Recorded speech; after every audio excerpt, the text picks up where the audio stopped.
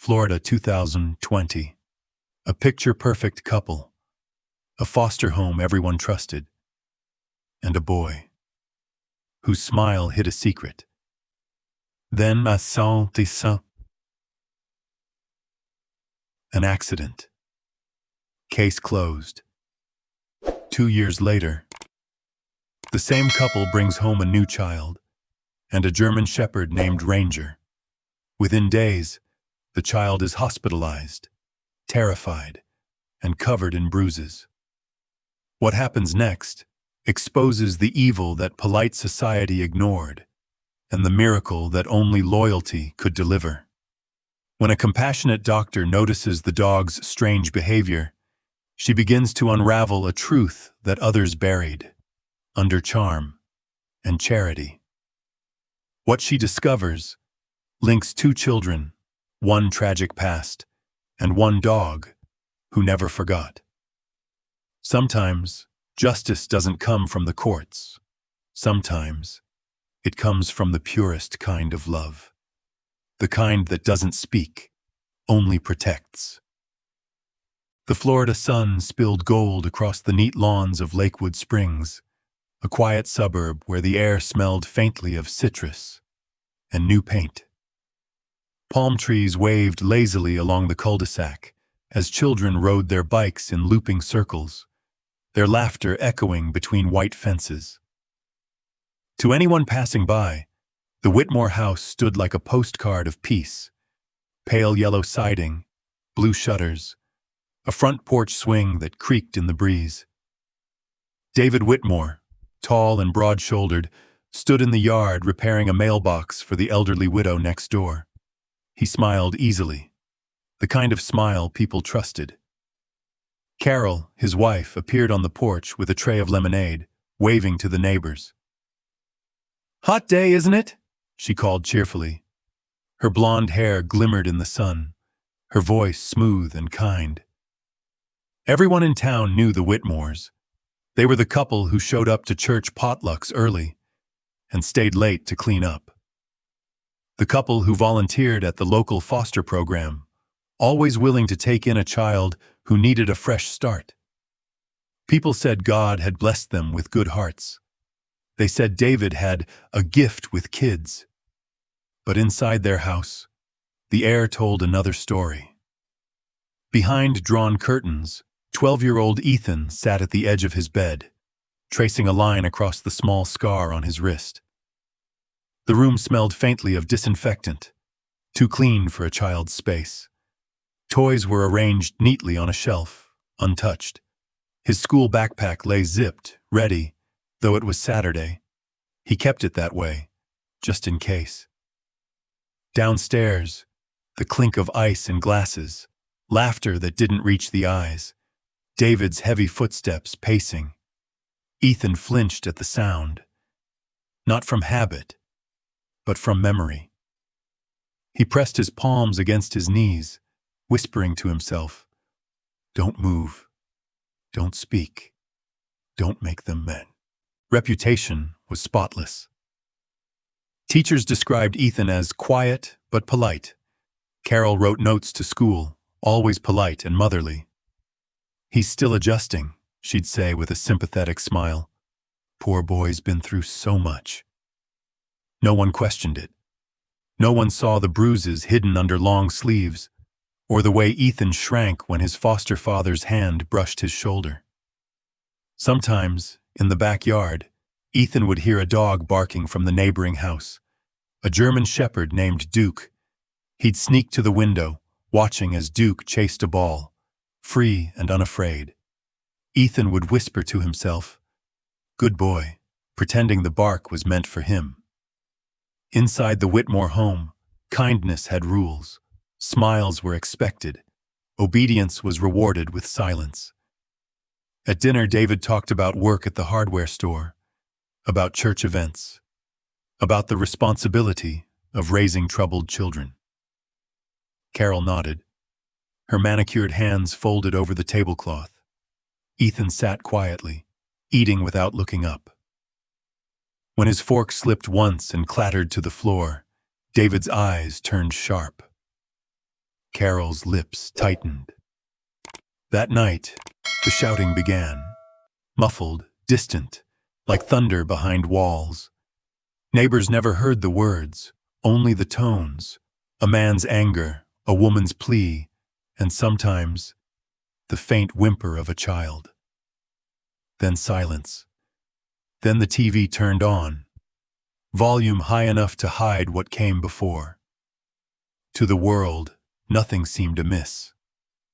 Sunday mornings, the Whitmores walked into church hand in hand, Ethan trailing behind in a pressed shirt, Carol's arm draped lightly across his shoulders. People smiled, whispering, "They're doing such good work." But in Ethan's eyes, there was a haunted stillness, the look of someone who wanted to disappear. One humid afternoon, weeks before Christmas, neighbors saw police cars parked outside the Whitmore house. Red and blue lights danced across the palm leaves. Word spread fast. There had been an accident. Ethan had fallen down the stairs. At least, that's what David said. He told the story with trembling hands and tears he didn't quite shed. Carol clutched a rosary, her voice breaking as she described how she found him too late. Reporters came, cameras flashing. Carol wept for them, mascara streaking down her cheeks, clutching a framed photo of Ethan. "He was our boy," she cried. "Our sweet boy." The town mourned. The church held a candlelight vigil. People brought flowers, teddy bears, prayers. Carol stood among them, tearful but dignified. David thanked everyone for their kindness, his voice steady. "The Lord gives and the Lord takes away," quoting scripture. But not everyone believed. Detective Michael Reyes, standing behind the police tape that night, watched the couple carefully. Something about their composure unsettled him. He'd seen grief before, the raw kind, the kind that broke people open, but the Whitmores' sorrow felt rehearsed. Their words too perfect, their eyes too dry. He walked through the house. The staircase was steep but carpeted. No signs of a struggle, no blood, except for a faint stain near the bottom step. The coroner called it blunt force trauma from a fall. Case closed. Still, as Reyes turned to leave, he caught sight of Ethan's small room upstairs. Everything was orderly. Bed made tight, books lined in rows. On the nightstand lay a single drawing. A stick-figure child, a large shadow behind him, and next to him a dog. A shiver crawled through Reyes's spine. He folded the paper gently, slipped it into the case file, and whispered under his breath, "This doesn't feel right." Days later, the funeral drew half the town. Carol's sobs echoed under the church dome. David held her hand, dabbing her tears with a handkerchief. When the cameras turned off, her face settled into stillness. Almost relief. Reyes watched from the back pew, arms crossed. His instincts screamed at him to dig deeper, but without evidence his hands were tied. That night, the Whitmores' house went dark earlier than usual. A single light flickered in the upstairs hallway, then vanished. The neighborhood slept under a heavy sky, unaware that something evil had been buried in plain sight. Inside, Carol placed Ethan's framed photo on the mantel. "It's over," she whispered. David nodded, his expression cold. Outside, the wind rattled the palm leaves, like a whisper from the dead. Across the street, Duke barked once, sharp, urgent, before falling silent. The Whitmores' home stood quiet again. From the outside, nothing had changed. The porch swing still creaked in the wind. The lemon scent still drifted from Carol's kitchen. The neighbors still called them the perfect couple. But behind those walls, the air was thick with secrets and the faint echo of a boy's voice. lost in the dark. Rain came down hard. The night detective Michael Reyes closed the file. The fluorescent light above his desk hummed a steady, hollow tune, the soundtrack of every unsolved case that haunted the station. The file folder sat open before him, its contents spread out like pieces of a broken truth. Photographs of a staircase, the corner of a small wooden desk, and a child's drawing, with a shadow looming behind a stick figure. Reyes stared at that drawing longer than he wanted to admit. 12 years on the force had trained him to separate instinct from emotion. But tonight, they blended, like ink in water. Something about the Whitmore case gnawed at him. Too clean, too convenient. A child doesn't fall down the stairs with bruises that old. He exhaled slowly, rubbing his eyes. The report said, accidental death. The coroner's statement was airtight. The Whitmores had airtight alibis, airtight smiles. Even the neighbors spoke of them with admiration. He reached for the last photo, Ethan's school picture, a small boy with hesitant eyes, a forced smile. "I know what they did to you," Reyes murmured under his breath. "I just can't prove it." He slid the papers back into the folder, his jaw tightening. Then, almost in a whisper meant for no one, he said, "One day, this will come back." He signed the file closed and placed it in the cabinet marked cold cases. The drawer creaked, groaned, then shut with a sound that echoed longer than it should have. Outside the precinct, thunder rolled across the Florida sky. Weeks turned into months. The story of Ethan Whitmore faded like an old photograph left in the sun. The newspaper headline that once read, "Tragic accident claims foster child's life," yellowed and curled at the edges. Time, 500 moms psaton. People stopped asking questions. The Whitmores stopped receiving condolences. The church moved on to its next charity drive. But not Reyes. Every so often, when the station grew quiet after midnight, he would pull out the folder and flip through it. The bruises that didn't match, the time gaps in the couple's statements, the autopsy that felt rushed. He'd run his thumb across the edges of Ethan's drawing, thinking about the dog in the picture. The little shepherd with round ears and a tail mid-wag, the only trace of hope in that bleak sketch. He kept it in his desk, not as evidence, but as a reminder. Time moved in montage, as life does when people stop looking back. The Whitmores sold their old house the following spring. Their neighbors watched the for sale sign disappear, replaced by a new family with a toddler and a bright red tricycle. David and Carol smiled for the real estate photos. Perfect lighting, perfect posture. They moved 2 towns over, to a quieter neighborhood with a cul-de-sac and tall oaks that shaded the street. The kind of place where the air smelled of garden soil and sprinklers. Carol planted hydrangeas in the yard. David repainted the mailbox. Their new pastor introduced them to the congregation as a couple with hearts of gold. At night, when the windows glowed soft yellow, everything looked peaceful again.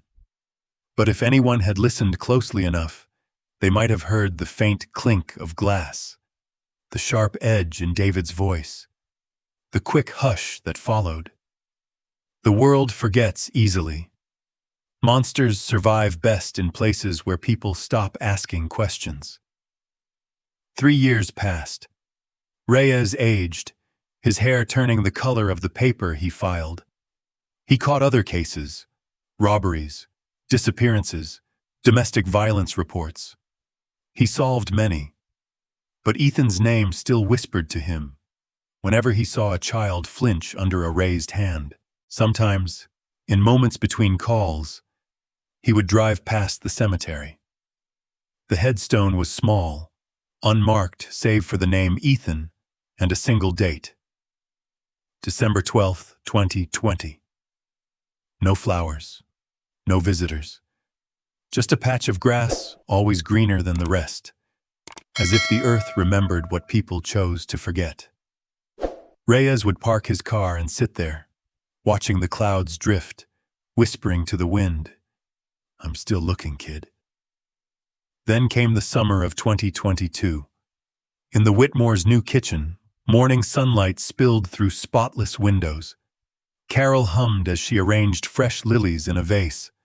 On the counter beside her, a small glossy pamphlet caught the light. German Shepherd Rescue of Central Florida. Adopt a hero today. The photo on the front showed a bright-eyed shepherd puppy, its ears too big for its head, tongue lolling out in a grin. Carol smiled faintly, tracing the image with her fingertip. "You've always wanted a dog, haven't you?"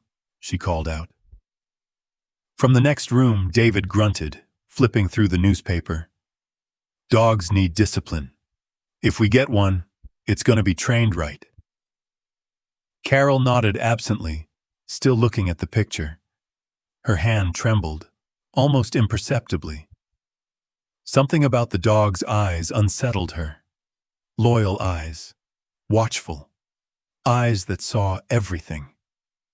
She tucked the pamphlet into the bookshelf, between the family Bible and a framed photo of her and David smiling at a charity gala. It sat there, forgotten, or maybe just waiting. Meanwhile, in a dusty storage room at the police precinct, a leaky air conditioner dripped onto a stack of old files. A clerk, bored and half asleep, moved boxes around to keep them dry. The label on one caught his attention for a moment. Whitmore, Ethan, 2020. He pushed it aside. For now. For what? The file stayed shut. Years passed like whispered confessions. The world spun forward. People changed addresses, phone numbers, churches. But some things didn't change. Not the silence that filled the spaces where truth should live. Not the ache that settled in a detective's heart each time he saw a child's eyes clouded by fear. And not the thin, almost invisible thread that still connected them all. A forgotten case. A restless conscience. And the faint memory of a child who had once drawn a dog that never left his side. Somewhere in the quiet suburbs of Florida, that thread was beginning to tremble again. The camera would linger, if this were a film. Slow pan across Reyes's cluttered desk, the faint sound of rain against the window. The drawer marked cold cases hums softly under the weight of unfinished stories. Inside it, the Whitmore file sits near the top, a corner of that drawing poking out. The stick figure boy and his dog, smiling under a sky Ethan never got to see. And across town, on a sunlit bookshelf, a small pamphlet featuring a German shepherd puppy catches the afternoon light, the same light that once fell on Ethan's face, years ago. Fate is patient. It doesn't forget. It only waits for the right hands to turn the page again. Spring sunlight drifted through the open windows of the Whitmore home, touching every corner with warmth. The house had changed. New curtains, new paint, new neighbors who knew nothing of the past. On the surface, it was a fresh beginning. A white SUV pulled into the driveway that morning, dust swirling around the tires. From the back seat, a little girl peered out, clutching a small stuffed rabbit with both hands. Her name was Lily Sanders, 5 years old. Her eyes were large and soft, the color of dark honey, the kind of eyes that looked too deeply for someone her age. She had lost her parents in a car accident 6 months earlier, and after a string of temporary homes, the Whitmores had been gracious enough to foster her. Carol opened the car door with a bright smile that didn't quite reach her eyes. "There she is," she cooed. "Oh, she's just precious, isn't she?" David hovered behind her, his broad frame filling the doorway. "Let's get her inside," he said, voice calm, but sharp around the edges. Lily stepped onto the driveway, clutching her stuffed rabbit tighter. The air smelled like cut grass and lemons. She looked around. The yard, the porch, the wide blue sky. Everything felt too quiet. And then she heard it. A bark. From the backyard, a German shepherd bounded into view, his fur a perfect blend of tan and black, his eyes intelligent and alive. He stopped a few feet away, tail wagging slowly, ears perked. Carol knelt down beside Lily. "This is Ranger," she said softly. "He's part of the family now, just like you." Lily looked up uncertainly. He's big," she whispered. Carol chuckled. "Oh, he's just a baby too. Only a year old." Ranger tilted his head, then stepped forward and sniffed Lily's hand.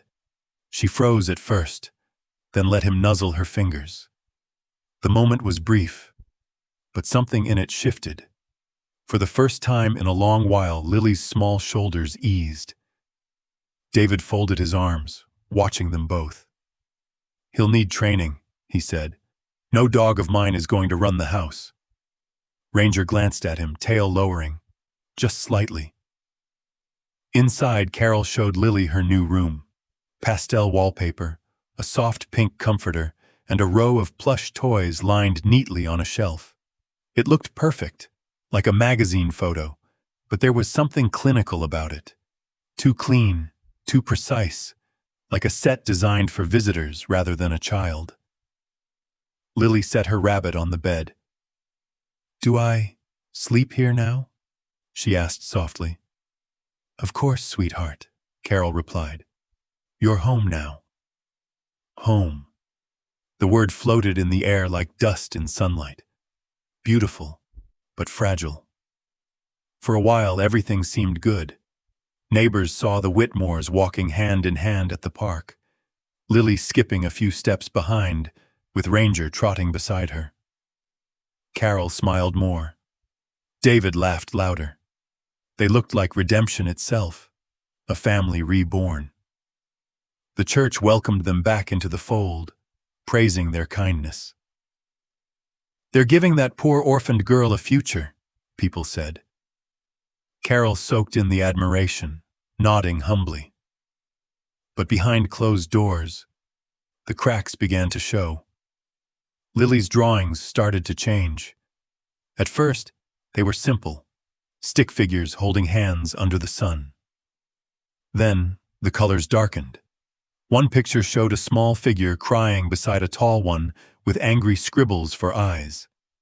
Another showed a house, black windows and no doors. Carol found the drawings one evening while tidying. Her smile faltered. "What's this supposed to be?" she asked, voice tight. Lily looked up from the floor, her crayon paused mid-line. It's just a house." "It doesn't look very happy," Carol said. Lily said nothing. She just colored harder, pressing the crayon until it snapped. From the doorway, Ranger lifted his head, watching quietly. As the weeks went on, Ranger became Lily's shadow. Wherever she went, he followed. To the yard, to the porch, to her room at night. He slept curled at the foot of her bed, his chest rising and falling in rhythm with hers. David didn't like it. "Dogs need boundaries," he said one evening as he poured himself a drink. "She's treating that mutt like a babysitter." Carol sighed. "Oh, let it go, David. The dog makes her feel safe." "Safe from what?" he snapped, then caught himself. He smiled thinly, lowering his voice. "I just don't want her getting too attached." Too attached. The words lingered. That night, a thunderstorm rolled through. Rain beat against the windows. Thunder rattled the walls. Lily woke up crying, whispering for her mother before she remembered she didn't have one anymore. Ranger jumped onto the bed beside her, his warmth pressing against her small frame. When David's footsteps creaked down the hall, Ranger's ears shot up. He growled softly, a low warning that seemed to vibrate through the room. David paused at the door. "Quiet down in there," he said sharply. "It's just thunder." Ranger's growl deepened. David glared, but something in the dog's eyes made him step back. He muttered a curse and walked away. Lily buried her face in Ranger's fur.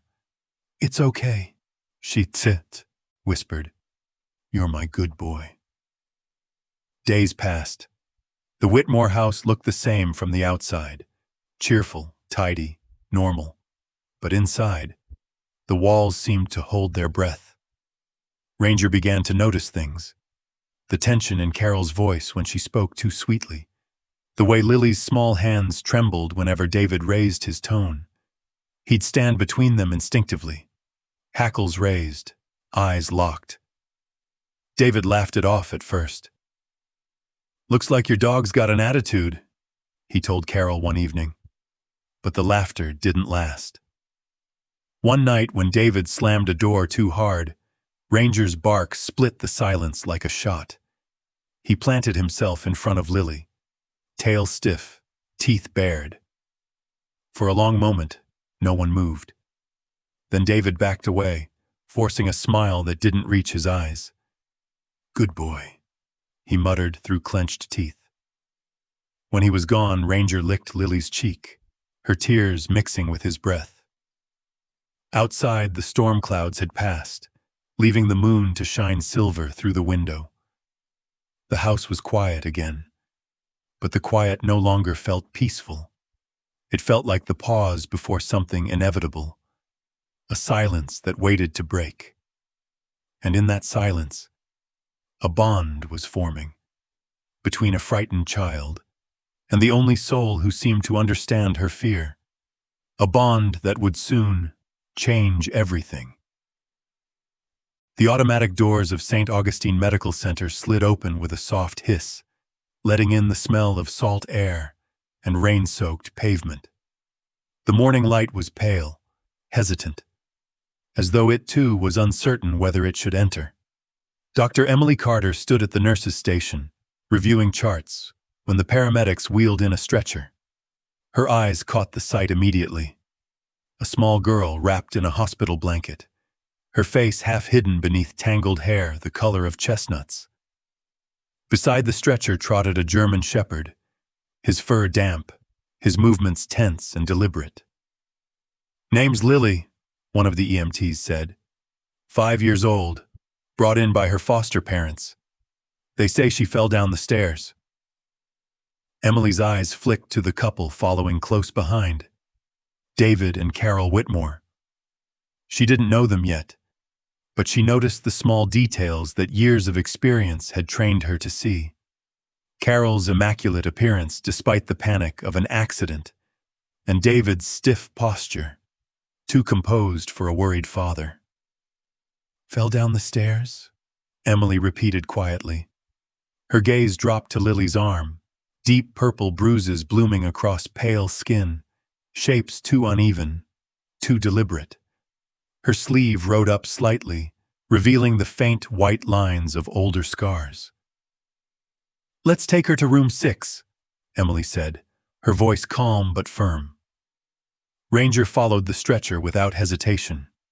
When a nurse tried to guide him out, he growled softly, not a threat, but a warning.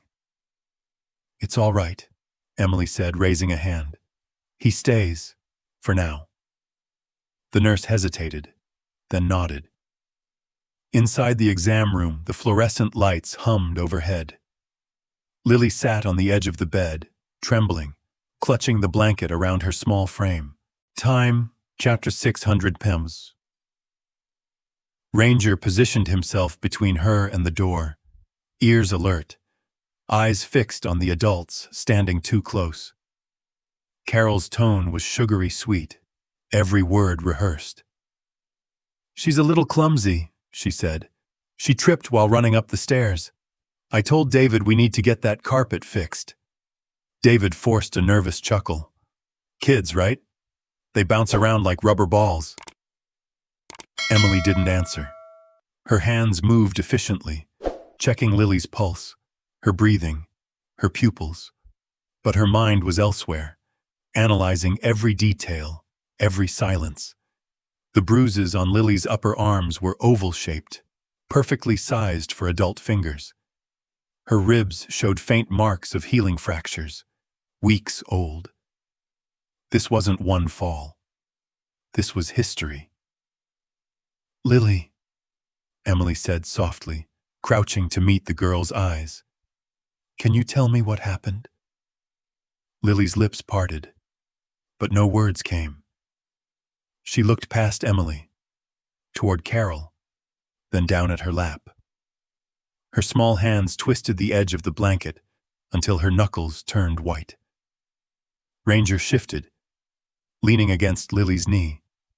The girl's fingers found his fur, curling into it like an anchor. Emily noticed that. The silent connection, the trust. The dog was more than comfort. He was protection.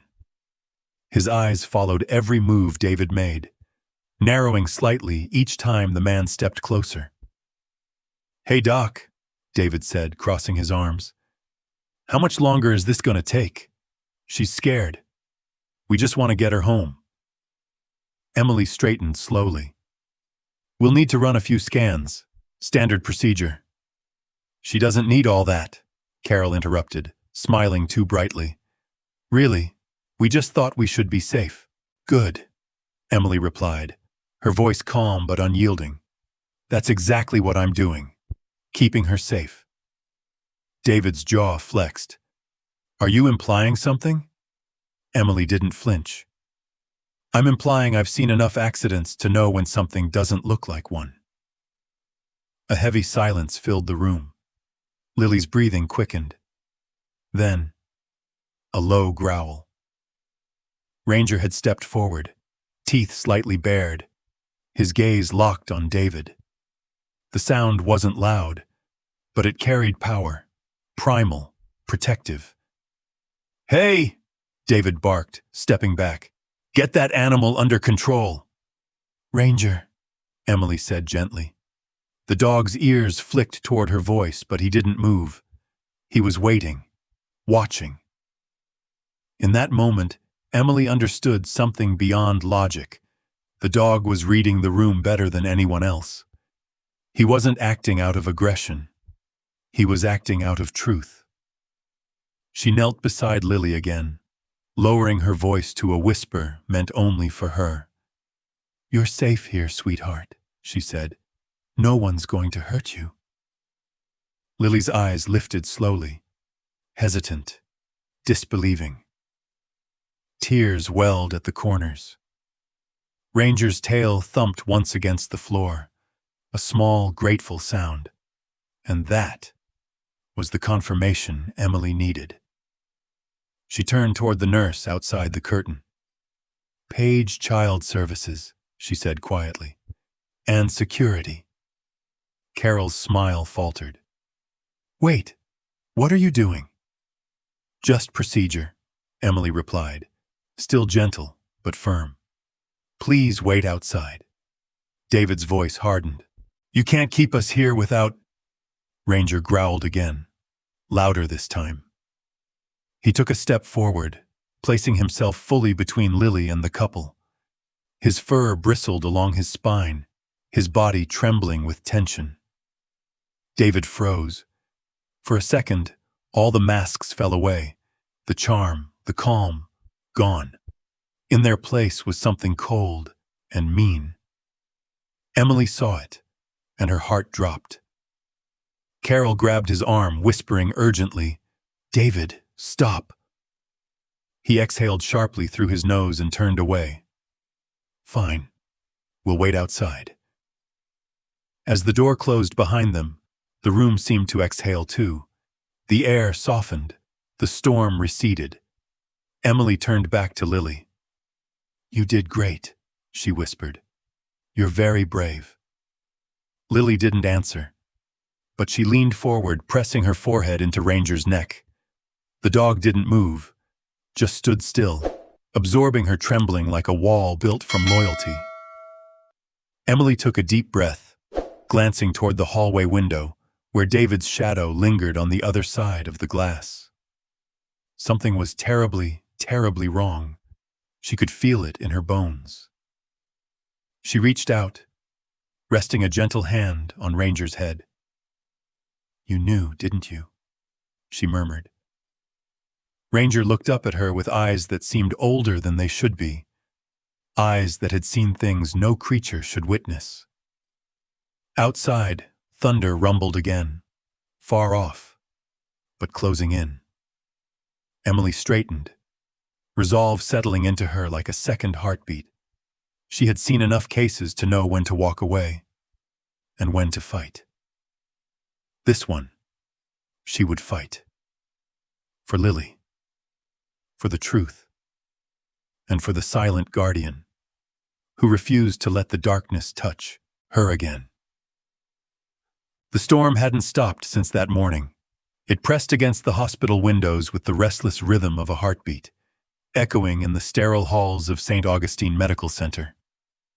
Dr. Emily Carter stood in the conference room, hands wrapped around a cup of black coffee gone cold. Her colleagues sat around the table, weary faces, cautious voices. "Emily, listen to me," said Dr. Harris, the head of pediatrics. "You did the right thing by reporting it, but don't go any further. Let Child Services handle this." "I'm not trying to play detective," she replied softly, though her tone carried steel beneath the surface. "But something about this doesn't feel like an isolated case." "Even if it isn't," Harris said, lowering his voice, "you can't make it your personal crusade. These foster abuse cases, they're complicated, dangerous. You'll lose your license if it looks like you're interfering." Another nurse, Maggie, folded her arms. "You've already got people talking. The Whitmores are well-connected, church-going. You start poking around, they'll bury you in complaints before you can blink." Emily stared down into her coffee. "Then let them," she murmured. "I'm not the one who should be afraid here." Silence filled the room, the kind that wasn't about agreement, but resignation. Harris exhaled, rubbing his temples. "I know you mean well, Em, but sometimes the system fails," she interrupted. "Yeah, I've seen it." No one had an answer to that. She gathered her papers, nodded once, and left the room. The pediatric wing was quiet that night, except for the faint beeping of heart monitors and the low hum of machines keeping vigil. Emily walked the corridor with slow, steady steps, her white coat brushing against her knees. The storm outside flickered lightning across the linoleum floor, slicing the shadows into restless shapes. Lily's room was at the end of the hall. The little girl was asleep, curled up under a pale blue blanket, her hand resting on the thick fur of the German shepherd stretched beside her bed. Ranger lifted his head when Emily entered, his ears twitching. He didn't growl this time. He simply watched her, cautious, evaluating, as if he could sense her intentions. "Hey, buddy," she whispered. "You're standing guard again, huh?" His tail thumped once against the tile, quiet but deliberate. Emily smiled faintly, setting her clipboard on the counter. "You and I both know she's not safe yet," she said softly. "Not until we prove it." She turned toward the lightbox where X-rays glowed faintly in grayscale. She had pulled Lily's scans from the last few days, arms, ribs, shoulder blades, and next to them, from the hospital's archived system, she'd retrieved an old file under the name Ethan Whitmore. The date, 2020. It wasn't easy to access.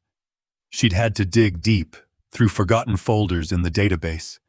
But when she saw the name, something inside her stilled. She remembered it, vaguely, from a seminar she'd attended years ago. A foster child's accidental death. Her eyes moved between the images. Lily's fractures. Multiple stages of healing. Different depths. Ages varying by weeks. Ethan's injuries. Identical. Same rib pattern. Same bruising near the scapula. Her chest tightened. "No," she whispered. "It can't be coincidence." The more she compared, the clearer the truth became. Both children had suffered systematic trauma. Controlled. Repeated. Calculated. And both had lived under the same roof. Emily felt her stomach twist. She pressed a hand against the desk to steady herself, anger mixing with something deeper. Sorrow. She looked over her shoulder. Ranger was awake now, his gaze fixed on her, expression unreadable, but knowing. "You were there, weren't you?" she said quietly. "You saw it before." He didn't move, only blinked, slow and deliberate, as if in answer. Her throat tightened. "They hurt you too, didn't they?" He shifted, laying his head back down beside Lily's arm, his paw resting lightly over the child's fingers. The gesture was protective, tender, heartbreakingly human. Emily turned back to the desk and pulled out her phone. Her hand hesitated over the keypad. What she was about to do would cross a line. If the board found out, she could lose her job, her license, everything. But the thought of doing nothing was unbearable. She typed a name into the search field. Detective Michael Reyes, St. Johns County Police Department. The name had appeared in the old case file header, faded but legible. She hesitated, then hit call. The line rang twice before a gravelly voice answered. "Reyes." "Detective," Emily said, keeping her voice low. "My name is Dr. Emily Carter. I think we've met once, during a pediatric review on accident injuries." A pause. "I remember. What can I do for you, doctor?" "I have a case. A little girl named Lily Whitmore. She was brought in last night. The foster parents said it was a fall, but the injuries don't match." She hesitated, then continued. "I found your name attached to a similar file. Ethan Whitmore, 2020. Reyes's tone shifted, growing sharper.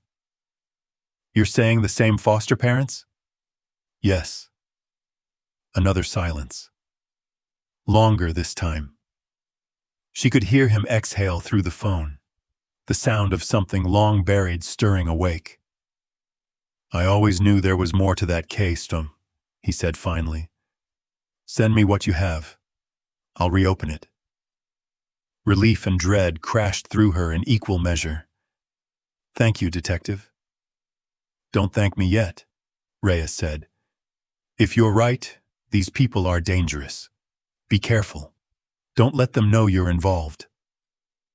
The line went dead. Emily lowered the phone slowly, staring at the dark screen. Outside, thunder rolled across the horizon. Closer now, almost shaking the glass. She turned off the lights and moved to Lily's bedside. The child stirred but didn't wake. Ranger's gaze followed her every step, his eyes gleaming softly in the dim light. Emily crouched beside him, her voice barely a whisper. "We're going to fix this," she said. "I promise." For a moment, the only sound was the hum of the heart monitor. Steady, rhythmic, alive. Ranger lifted his head, pressing his muzzle against her arm in quiet acknowledgement. In his eyes, she saw both fear and hope, the same mixture she'd seen in Lily's, a fragile, wordless plea that begged for someone to stand up and not walk away. Emily swallowed hard. "You have my word," she whispered. "Neither of you are alone anymore."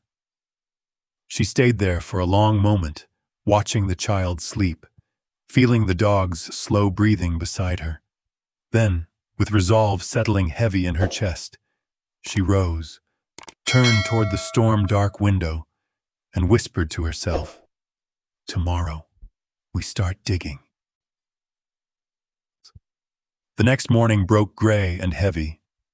The storm finally spent, but leaving behind an uneasy stillness. In the pediatric wing, the smell of disinfectant hung thick, clinging to every surface. Dr. Emily Carter hadn't slept. She'd spent the night reviewing files, sending what she could to Detective Reyes, waiting for a call that hadn't yet come. She sipped bitter coffee at the nurse's station, trying to quiet the thrum in her chest. Her eyes drifted toward Lily's room. A faint glow through the cracked door. The steady rhythm of the heart monitor. The soft rustle of sheets as a little girl stirred in her sleep. Ranger lay curled beside the bed, head resting on his paws, half awake but ever watchful. The hallway lights flickered once, then steadied. Somewhere down the corridor, a door opened. Voices, familiar, cold, slipped through. "Excuse me," a woman said, too brightly. "We're here for our daughter." Emily's stomach tightened. She turned slowly to see Carol and David Whitmore striding down the hall, dressed neatly, smiling just enough to disarm suspicion. Carol carried a tote bag. David's eyes were already scanning the nurse's station, taking inventory. "Dr. Carter," Carol said, her voice honeyed and firm. "We appreciate everything you've done, but we're here to take Lily home now." Emily stood. "That's not possible," she said evenly. "Child Services hasn't cleared her discharge." David's jaw flexed. "We've already spoken to them. It's just a misunderstanding. You doctors always make everything sound worse than it is." "She has multiple fractures and old scars," Emily replied. "That's not a misunderstanding." Carol's smile faltered. "We love that little girl," she said softly. "You can't keep her from us." Ranger's bark split the air before Emily could answer. A deep, echoing sound that froze the hallway. Every head turned. The door to Lily's room had opened slightly. Ranger stood in the doorway now, fur bristling, eyes locked on David. His teeth flashed under the sterile light, a low, guttural growl vibrating through the tiles. "Hey!" David barked, pointing. "Call off your mutt!" "He's not mine," Emily said calmly, stepping closer. "And maybe he's trying to tell us something." The nurses exchanged glances. The air was electric, fragile, one wrong move away from breaking. Inside the room, Lily had woken, sitting upright on the bed, eyes wide and frightened. "Ranger?" she whispered. The dog glanced back at her, a quick flicker of reassurance, before turning again to the figures in the doorway. David took a step forward. "You're scaring her," he snapped. Ranger's growl deepened. "Don't," Emily warned, raising a hand. But David ignored her. "Enough of this circus." He brushed past Emily and reached toward the bed. "Come on, Lily. We're leaving." It all happened in seconds. Ranger lunged, not wildly, not without control, but with the full force of every instinct in his body. The bark that tore from his chest was primal, shaking the air. He planted himself between David and Lily, teeth bared inches from the man's arm. David stumbled back, shouting, "Get that damn dog away from me!" "Security!" a nurse yelled from down the hall. Lily began to cry, not the frightened sobs of a child, but the deep, guttural kind that sound like something breaking free after being buried too long. "Ranger!" Emily called sharply. "Stay!" The command hit the air like a bell. The shepherd froze mid-growl, chest heaving, eyes still locked on David. His muscles trembled, but he obeyed. Emily stepped forward, putting herself between the dog and the couple. "You need to leave," she said, voice low but unwavering. Carol's face was pale, her hands trembling. "You're making a mistake, Dr. Carter." Emily's eyes met hers. "No," she said softly. "I'm fixing one." Two security officers appeared in the hallway, hands on their belts. "What's going on here?" Emily gestured toward the Whitmores. "They're attempting to remove a patient under protective review. Please escort them outside." David's voice rose, fury seeping through his mask. "You have no authority. You think a dog and some paperwork make you God?" Ranger barked again, short, sharp, final. The sound silenced everything. Lily's sobs turned into gasps. Emily turned to her, stepping closer to the bed. "It's all right, sweetheart," she whispered, kneeling beside her. "You're safe now." Lily shook her head, tears streaking her cheeks. "He gets mad," she whispered through trembling lips. "He gets so mad." Emily's heart shattered. She brushed a strand of hair from Lily's forehead. "Not anymore," she said softly. Behind her, security led the Whitmores toward the exit. Carol looked back once, eyes filled not with guilt, but fear. Fear of exposure, of a truth finally unraveling. David pulled against the guards, shouting, "You're making a mistake! You'll regret this!" The automatic doors slammed shut behind them, sealing his voice outside. Silence fell again. Heavy, trembling. Emily turned to see Ranger still standing guard beside the bed, his ears flat, his breath loud in the quiet. She moved closer, kneeling until her eyes met his. "It's okay," she murmured. "You did good."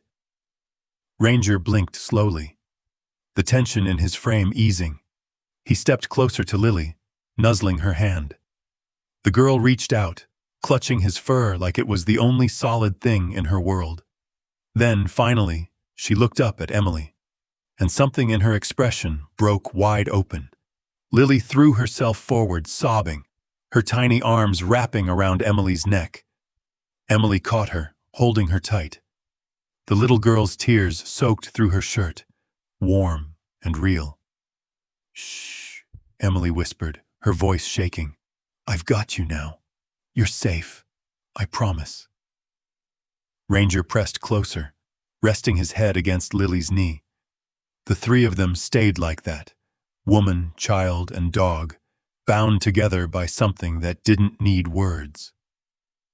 Outside the window, the storm clouds began to thin. A shaft of pale sunlight broke through, touching the floor at their feet. Emily looked down at Ranger, her hand still on his head. "You knew all along, didn't you?" she whispered. The shepherd's tail wagged once, slow and steady, a silent answer. And in that fragile moment, surrounded by the faint hum of machines and the quiet rhythm of a child's heartbeat, Emily understood that the line between guardian and hero had already been crossed. The late afternoon sun bled through the blinds of Detective Michael Reyes's office, striping the walls in amber light. Dust floated in the air, illuminated like fragments of ghosts. On his desk lay two open folders, one yellowed and creased with age, marked Ethan Whitmore, 2020, and the other fresh, crisp, labeled Lily Whitmore, 2022. He stared at them side by side, the edges of his coffee cup leaving damp rings on the paperwork. The images stared back. X-rays, bruising patterns, medical notes signed by Dr. Emily Carter. He ran a hand over his tired face, muttering, "I knew it. I damn well knew it." It had been 2 years since Ethan's death, and still that case had clung to him like a splinter beneath the skin. Now, looking at the mirrored injuries on a second child under the same roof, he didn't need a jury to convince him. Just the truth. He picked up the phone. "Carter, it's Reyes. he said when she answered. "I'm reopening the case. Meet me in Lakewood Springs tomorrow morning. Bring the dog." "The dog?" Emily's voice wavered with surprise. "Yeah," Reyes replied, glancing at Ethan's old sketch of a stick figure boy and a small dog. "I think he remembers more than anyone else." By dawn the next day, the Florida air was thick with humidity, the kind that clings to skin and memories alike. Emily parked her car beside Reyes's sedan at the end of a quiet cul-de-sac. The neighborhood hadn't changed much. Same manicured lawns, same pastel houses, the illusion of peace still intact. Ranger sat in the back seat, ears twitching. As soon as Emily opened the door, he jumped out, tail low, nose already working the air. Reyes watched him with quiet interest. "Smart animal," he said. "He's more than that," Emily replied. "He feels things, knows things." Reyes nodded, flipping through his notebook. "Let's see if he remembers this place." The Whitmore's former house stood at the corner, freshly painted, blinds drawn. A new family lived there now, but its walls still carried what had been. As they approached, Ranger froze. His tail stiffened, nose pressing into the air as if scenting ghosts. He gave a low, uneasy whine. Emily placed a hand on his collar. "Easy, boy." Reyes's gaze sharpened. "What's he doing?" "He smells something familiar," she murmured. Ranger began to pull gently toward the side yard, nose close to the ground. The grass had grown thicker, but there were faint indentations along the fence line, as though someone had once buried something small there, long ago. He sniffed, then barked once, a sharp, broken sound. Reyes crouched, brushing the dirt with his fingertips. "This spot was in the report," he said softly. "The neighbors claimed they saw the boy out here playing the day before his fall." Ranger pawed at the ground, then suddenly looked up, ears forward, tail still. His whole body quivered. "He's remembering," Emily whispered. Reyes straightened, eyes narrowing. "You think it's possible?" "Dogs don't forget trauma," she said quietly. "Not smells, not sounds." He nodded toward the house. "Let's talk to whoever lives here now." A young mother answered the door, polite, cautious, curious. Her little boy peered out from behind her leg, holding a plastic truck. Reyes introduced himself, flashing his badge. "Ma'am, we're following up on a cold case connected to this property. Nothing to worry about.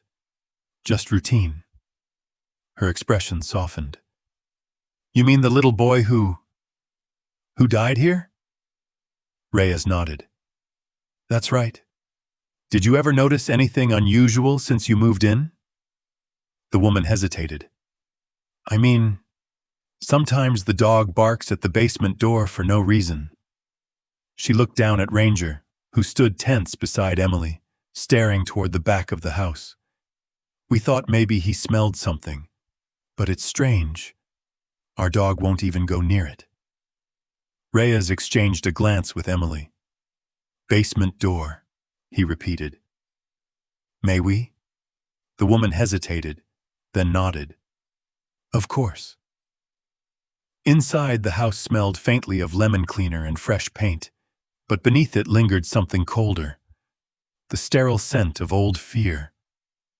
Ranger padded ahead, nails clicking against the hardwood. When they reached the basement door, he stopped. His body stiffened, ears pressed flat, and a low growl rumbled deep in his chest. Emily knelt beside him. "What is it, Ranger?" He scratched once at the wood, then backed away, whimpering. Reyes opened the door slowly. The hinges creaked. Stale air wafted up, damp concrete, mildew, and something else, the faint trace of bleach. The detective's flashlight cut through the dark. The space below was empty now, clean, bare. But in one corner, half buried behind old storage boxes, something glinted. Reyes crouched and picked it up, a small, rusted tag on a piece of torn leather. Emily leaned in. The engraving was faint, but still legible. Ranger. Her breath caught. Oh my God! Reyes's gaze shifted to the dog, who was now trembling slightly, eyes wide and wet. This can't be, Emily whispered. You're saying... Reyes nodded slowly. It's the same name, the same breed, the same house. Emily's voice broke. He was Ethan's. The realization hit like a tidal wave. The shepherd who had saved Lily had once belonged to Ethan, the boy who never got saved at all. Ranger stepped forward, sniffing the tag in Reyes's hand. Then he sat down, quietly, head bowed. For a moment, no one spoke. Then the room filled with something unseen. Memory, maybe, or guilt. In a flashback as vivid as life itself, Ethan knelt on the grass outside the same house, laughing softly as a small German shepherd puppy tugged at his shoelace. Hey, quit it, the boy said, smiling through the bruise on his cheek. You're supposed to be good. The puppy barked once, wagging his tail, as if promising he would be. Ranger, Ethan whispered, stroking his head. You're my best friend. The image blurred, laughter swallowed by shouting from inside the house. The puppy's ears flattened. Ethan turned toward the door, expression clouding. And then, darkness. Back in the present, Reyes closed his eyes for a moment. They must have rehomed him after the boy died, he said quietly. Changed addresses, started over. Emily's voice trembled. And now he's back with another child, saving her from the same monsters. Reyes exhaled, pocketing the tag. Sometimes fate doesn't forget either. Ranger looked up, his eyes reflecting the faint glow of the flashlight, filled with something that felt too human to name. Grief, recognition, and quiet endurance. Emily reached out, stroking his head gently. You kept your promise, she whispered, even after all this time. Reyes looked at them both, his expression hardening with resolve. We've got what we need, he said. It's time to finish what we started. As they stepped out into the fading light, Ranger glanced back once, toward the house, the yard, and the ghosts it held. The wind rustled through the palm trees, and for a brief second, it almost sounded like a child's laughter carried on the breeze. But it wasn't laughter at all. It was memory, and it would not rest again until justice was found. Rain fell again over northern Florida, soft and steady, the kind that blurs streetlights and turns the air heavy with memory. Inside the county forensics lab, fluorescent bulbs buzzed against the hum of machines. Detective Michael Reyes stood beside a table of sealed evidence, hands in his coat pockets, watching as the lead forensic examiner lifted a photograph from the tray. Here, the examiner said quietly, sliding the image under the light. The fracture patterns you asked us to review. You were right. The photo showed a child's rib cage, pale bones with shadows that told a darker story. These aren't consistent with a fall, the examiner continued. The breaks are uneven, caused by repeated impact over time.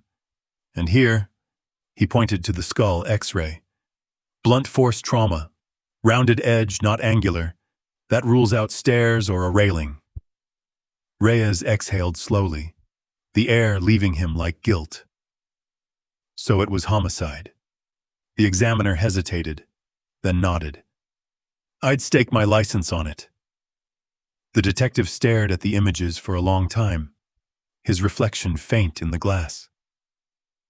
2 years, he murmured. 2 years, and we let them walk free. His voice trembled between anger and remorse. He remembered Ethan's photo, the boy's shy smile, the faint bruise barely visible under his collar. He'd missed it. They all had. Emily Carter stood across the table, arms crossed tightly. "You couldn't have known, Michael," she said softly. "They fooled everyone." Reyes shook his head. "I'm supposed to see what others don't. That's my job. I didn't just miss it. I ignored my gut." He turned away from the table, running a hand through his graying hair, and a kid paid for it. Ranger sat quietly by the door, ears twitching at the sound of his voice. His gaze followed Reyes, steady, patient, the same look of understanding that seemed to carry the weight of both the living and the lost. The detective glanced down at the dog, managing a weak smile. "You knew the truth before any of us, didn't you, partner?" Ranger tilted his head, eyes soft, tail flicking once. Emily spoke again, her voice low. "What happens now?" Reyes straightened, pulling himself back into purpose. "Now," he said, "we find the last piece. Someone must have seen or heard something. Someone always does." They started with the old neighborhood, the same street where Ethan had lived and died.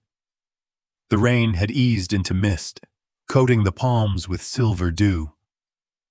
Doors opened cautiously as Reyes and Emily moved from house to house, showing badges, asking questions.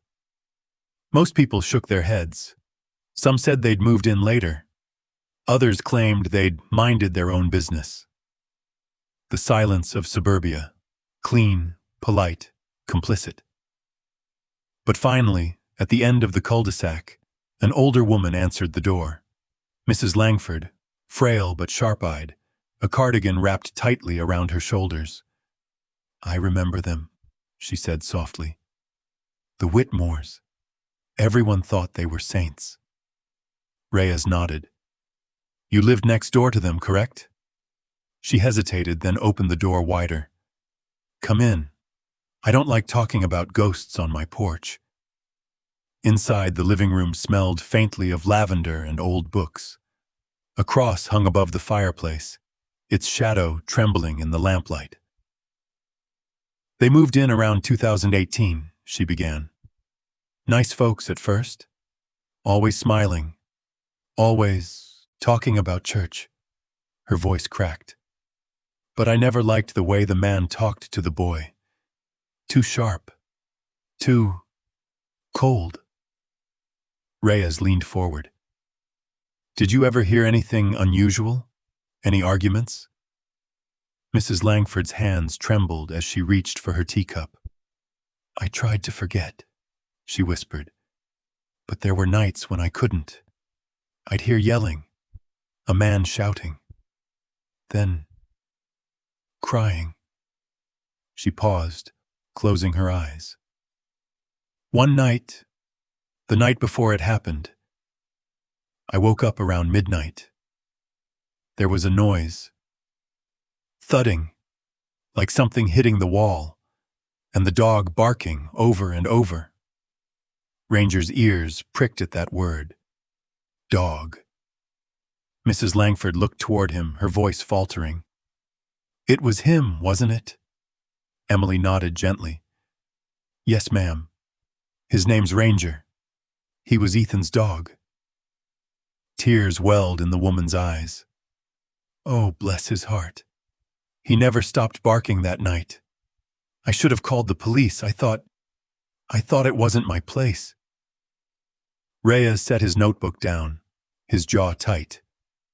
"You couldn't have known." But inside, the words burned. He'd said the same thing to himself too many times. The old woman covered her mouth with trembling fingers. "When I saw the ambulance lights the next morning, I knew something terrible had happened." She began to cry softly. Ranger rose and walked to her side, resting his head against her knee. She reached down, stroking his fur with shaking hands. "You remember, don't you?" she whispered. "You tried to help him." Reyes looked away, his throat thick. That night, back at the cemetery, the rain had stopped. The world was quiet, except for the faint rustle of wind through cypress trees. A single lantern flickered near a small grave marker. Ethan Whitmore, 2008-2020. Reyes knelt beside it, the damp earth sinking under his weight. He set down a small bouquet of wildflowers, the kind you could find anywhere, unremarkable but alive. Ranger stood beside him, silent, unmoving. "I should have seen it," Reyes whispered. "I should have come back sooner." His voice cracked, rough and human. "You were just a kid. You didn't get a chance." He reached out, brushing a hand over the cold stone. "I'm sorry, kid. We failed you." A moment passed, long and heavy. Then Ranger stepped forward, placing his paw gently on the tombstone. The sound was soft, a simple touch, but it carried more weight than any words could. Emily watched from a few steps away, tears streaking down her cheeks. The scene before her felt like a bridge between two worlds, the living and the dead, the guilty and the brave. Reyes stayed there, eyes closed, breathing through the ache in his chest. When he finally stood, his voice was low, resolute. "No more children," he said. "Not while I'm still breathing." The clouds above shifted, revealing a patch of moonlight that spilled across the grass, silver and pure. It caught the wet edge of the gravestone and the fur on Ranger's back, making both shimmer faintly. One gone, one left behind, bound by loyalty. Emily stepped closer, laying a hand on Reyes's arm. "He's still with us," she said softly. "Both of them are." Reyes nodded, his eyes glistening. "Then we finish this. For Ethan, for Lily, for every kid the world forgot." Ranger gave a quiet whine, looking up at them as if in agreement. And as they walked away from the grave, the camera of memory would linger, on the boy's name etched in stone, on the paw print pressed into damp earth beside it, and on the faint echo of a child's laughter carried by the wind.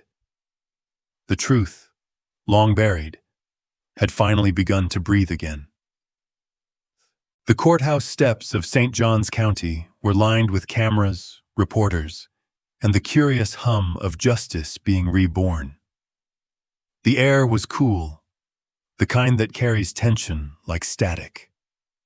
Inside, the courtroom was packed, a mosaic of faces, journalists scribbling notes, townspeople whispering prayers, and officers standing like sentinels along the walls. For Detective Michael Reyes, it was the culmination of 4 years of quiet torment. For Dr. Emily Carter, it was the moment her courage would finally meet truth. And for Ranger, waiting patiently outside those wooden doors, it was instinct fulfilled. Protection, finally vindicated. The bailiff's voice rang out. "All rise for the Honorable Judge Whitaker." The shuffle of feet, the creak of benches.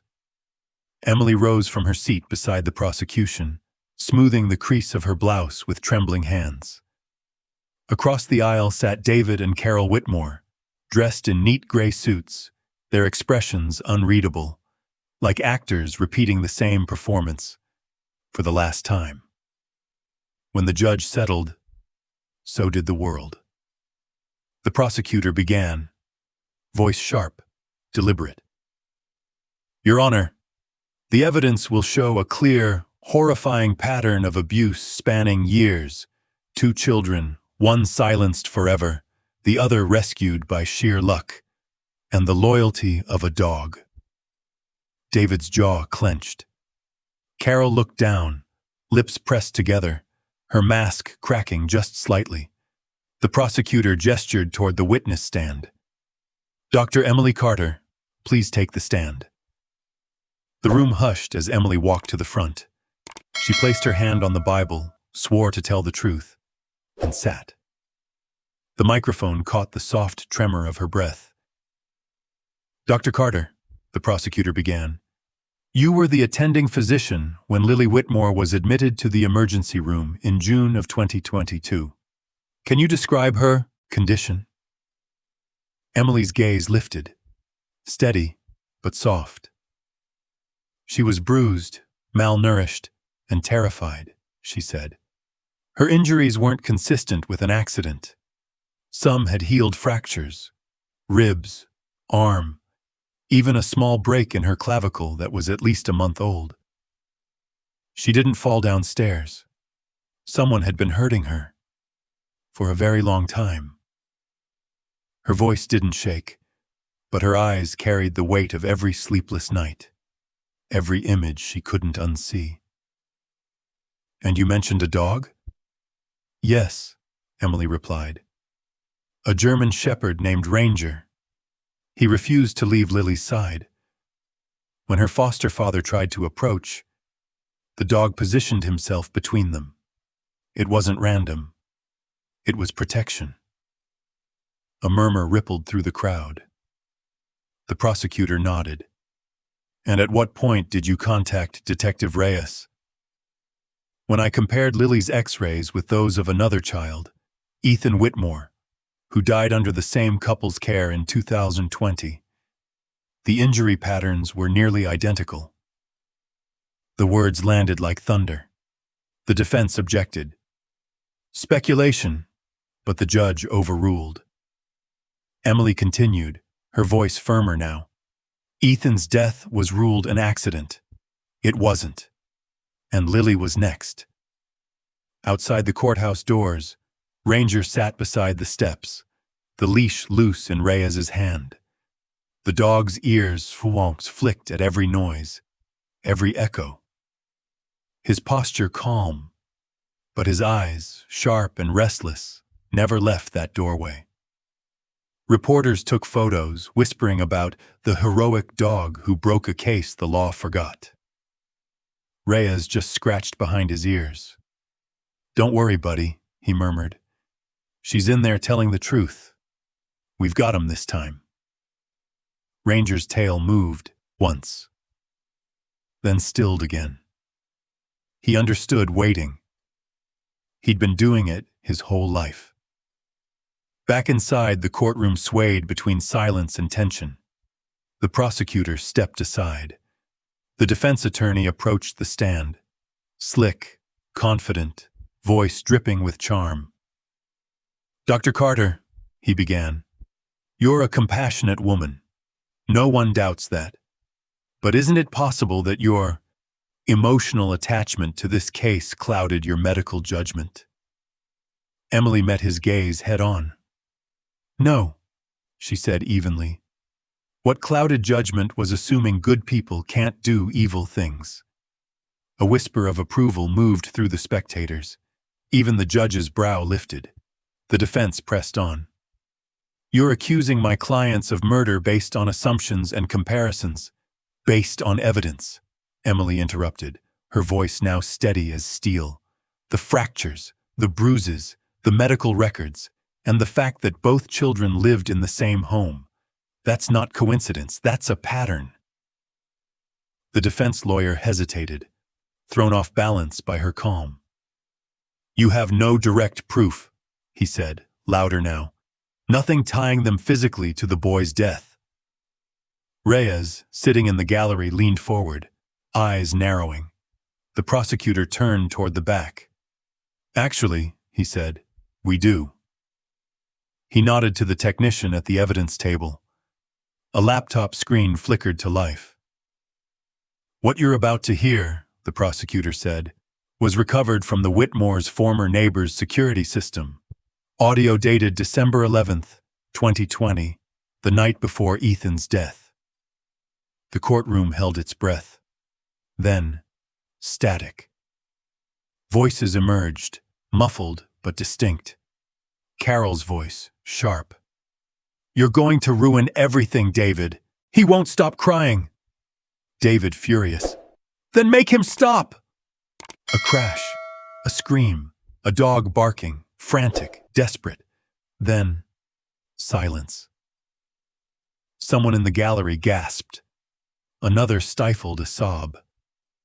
The judge's face hardened. "Order!" he barked, striking the gavel once, but the sound barely cut through the tremor that had swept the room. Emily's hand went to her mouth. Her eyes glistened. Reyes closed his own, jaw tight. David's face drained of color. Carol began to shake, tears streaming silently. For the first time, they looked small, like shadows shrinking from the light. The prosecutor's voice was quiet when he spoke again. "No further questions, Your Honor." Hours later, when the jury filed back in, the room was silent again. You could hear the tick of the clock. The foreman handed the slip to the bailiff, who passed it to the judge. Judge Whitaker read it aloud. "On the charge of first-degree child abuse, we find the defendants guilty. On the charge of manslaughter of a minor, guilty." The gavel struck. Once, twice, and then, the sound no one expected. Applause. Quiet. Trembling. Real. Tears rolled down Emily's cheeks.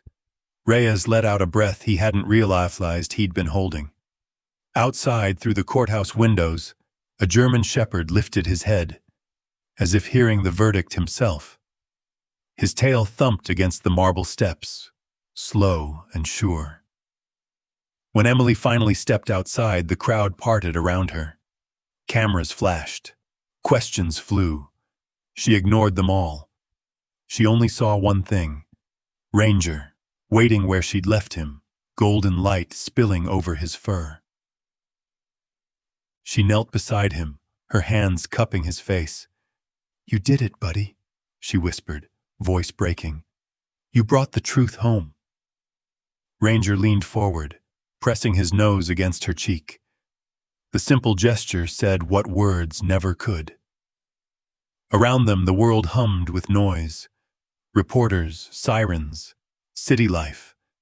But for that one quiet heartbeat, there was only the sound of her whisper and the steady thump of his tail against the ground. Justice, at last, had a pulse. The world looked different a year later, softer, slower, as if time itself had learned to breathe again. Spring had returned to northern Florida, painting the fields with wildflowers and sunlight. At the edge of a meadow stood a white farmhouse, its porch framed by ivy and wind chimes. Laughter drifted through the air, Lily's laughter, as she ran barefoot through the grass. A red ball clutched in her hands. Ranger, older now, bounded after it, bronze fur gleaming under the sun. "Good boy," she called, grinning. "You're getting slow, Ranger." He dropped the ball at her feet and gave a playful growl, tail wagging. On the porch, Dr. Emily Carter watched with a quiet smile.